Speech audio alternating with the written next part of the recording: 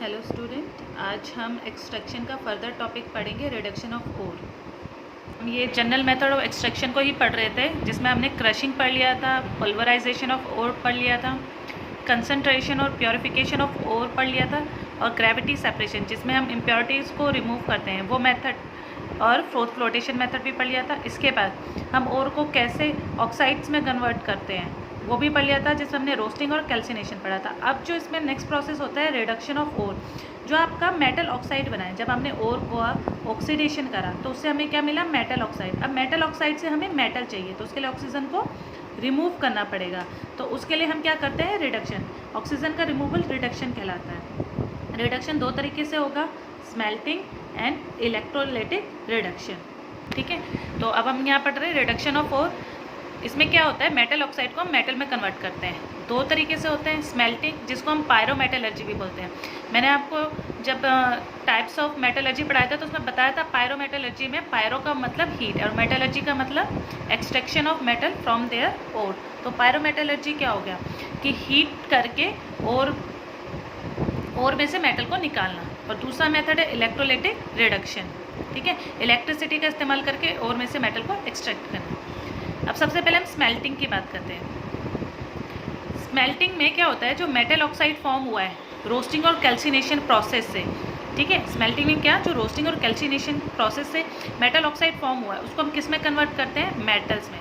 ठीक है, metal oxide which are form by roasting and calcination are mixed with carbon.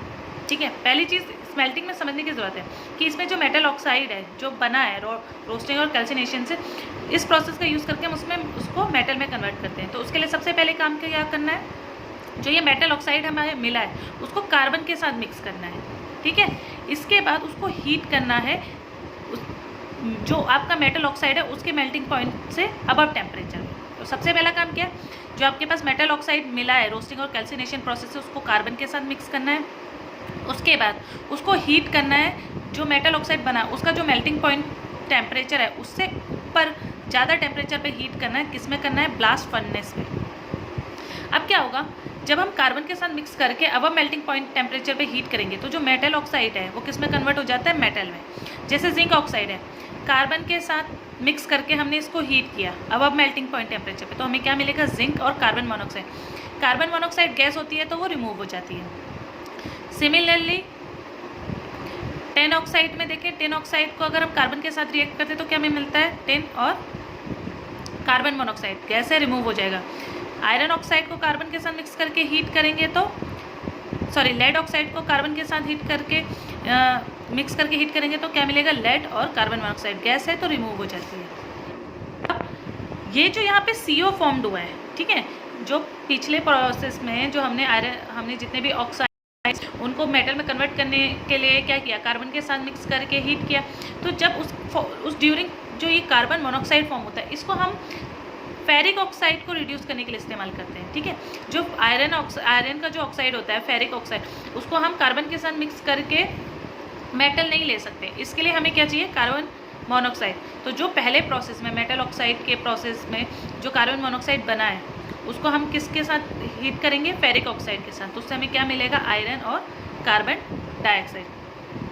इस process में क्या होता है? कभी कभी जब आपके मेटल ऑक्साइड बनते हैं तो उसमें से सारी इम्प्योरिटीज़ निकलती नहीं है। तो जो इम्प्योरिटीज़, जो थोड़ी बहुत भी इम्प्योरिटीज़ रह जाती हैं वो स्मेल्टिंग के प्रोसेस के ड्यूरिंग निकल जाती है। तो sometimes certain impurities are still present in roasted ore. जो रोस्टेड और कैल्साइंड ओर मिला है उसमें कभी कभी आपके पास इम्प्योरिटी रह जाती है। तो उन इम्प्योरिटी को हम स्मेल्टिंग के प्रोसेस में क्या कर देते हैं? रिमूव कर देते हैं। और कैसे रिमूव करते हैं? By adding flux. देखो, जो इम्प्योरिटीज़ होती है उसको हम बोलते हैं गैग।